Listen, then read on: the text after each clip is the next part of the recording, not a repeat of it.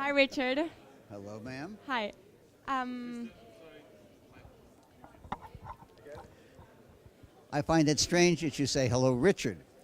Not in this conference, by the way, but in most conferences now, on your name tag, I'm not wearing a name tag, but most of the time they put the first name large and the second name small, which I find really stupid because it's this false sense of friendliness and equality and saying, "Hi, Joe.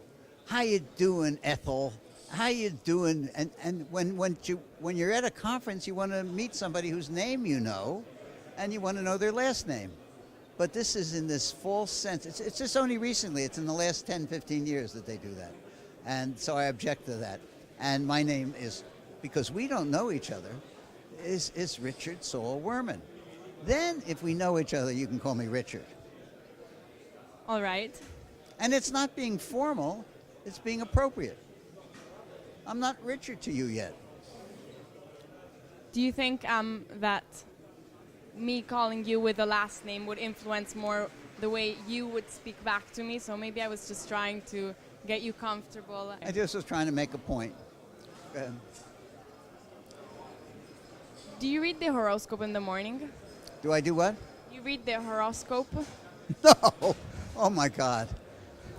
I had an argument with my wife about a week ago where she said people really, she still believes in this stuff. And I just find it's beyond even commenting on that the horoscope makes any sense whatsoever. No, I don't believe it. I don't read it. And it is one of the phenomena that I'm so shocked still endures. How can you tell if someone is saying bullshit or they have a You point? can tell with most people, but not if you're a sociopath. If you're a sociopath, you can't tell. A good shrink, a good psychiatrist can't tell. There's some people who can lie, and you can't tell that they're lying. Some really brilliant politicians, who all have sociopathic behavior, slightly, or they wouldn't have that job, because their job is to say what they think you want to hear, and that's the sociopathic behavior. But with most people who don't have those skills, you can tell there's a bullshit meter, and you can tell that. But if they're really good at it, you can't tell.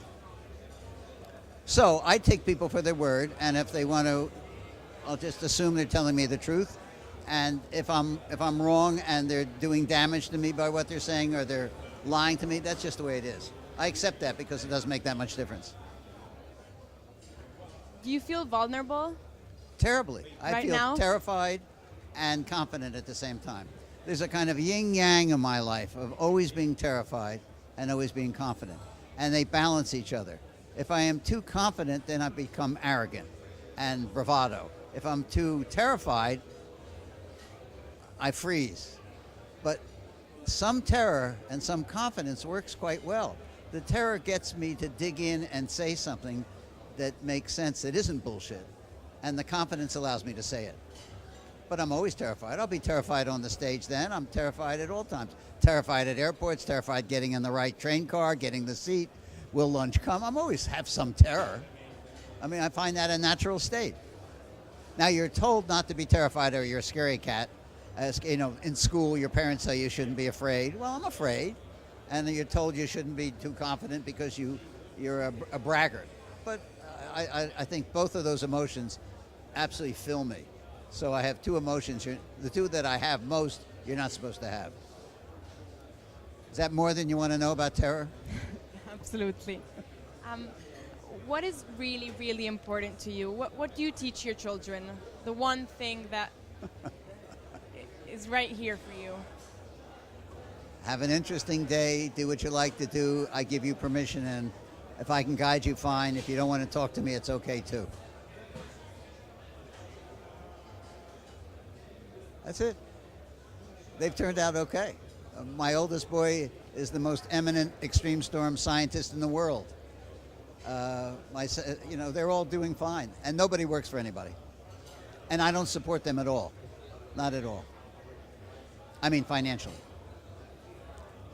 But giving permission to people, I think, is fundamental.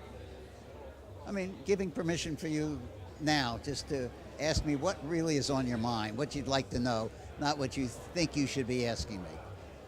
It's more comfortable. Permission giving is a real, it's healthy.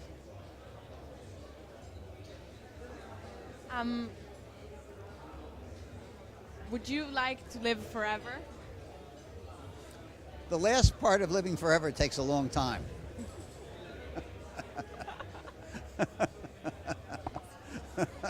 It's a good way to end this conversation. Thank you so much.